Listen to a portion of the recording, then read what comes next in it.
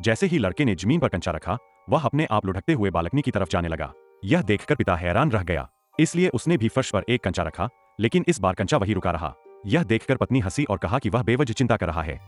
लेकिन उस रात जोरदार बारिश हुई और पूरी इमारत लगभग 5 सेंटीमीटर नीचे धंस गई। सुबह पड़ोसी ने अपनी खिड़की में दरारें देखीं।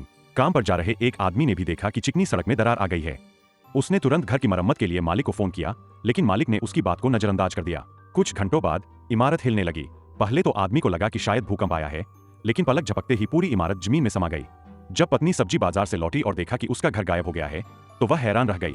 होश में आने के बाद जब आदमी ने अपने बेटे का कमरा खोला तो लड़का वहां नहीं था। इससे वह डर गया। उसी पल एक कार लुढ़कते हुए उसकी तरफ आई और उसका सहकर्मी उसके अंदर फंसा हुआ था। आदमी ने जल्दी से उसे बाहर निकालने की कोशिश की। तभी उसे एक औरत के रोने की आवाज सुनाई दी। यह सोचकर कि वह उसकी पत्नी है, वह आवाज की तरफ भागा। लेकिन जब उसने अलमारी हटाई तो उसे पता चला कि पड़ोसी की औरत भी लुढ़कते हुए उसी जगह आ गई है। फिर उन तीनों ने मिलकर बाकियों को ढूंढना शुरू किया, लेकिन जब उन्होंने ऊपर की तरफ देखा तो वे सन्न रह गए, क्योंकि वे जमीन से हजारों मीटर नीचे फंसे हुए थे।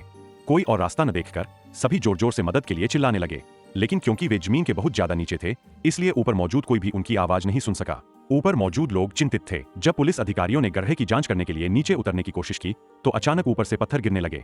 खतरा देखकर सभी अधिकारी वापस ऊपर चढ़ गए और जांच के लिए एक ड्रोन भेजने का फैसला किया। लेकिन जैसे जैसे ड्रोन और नीचे गया, वह बेकाबू हो गया और सीधे फंसे हुए लोगों के पास जा गिरा।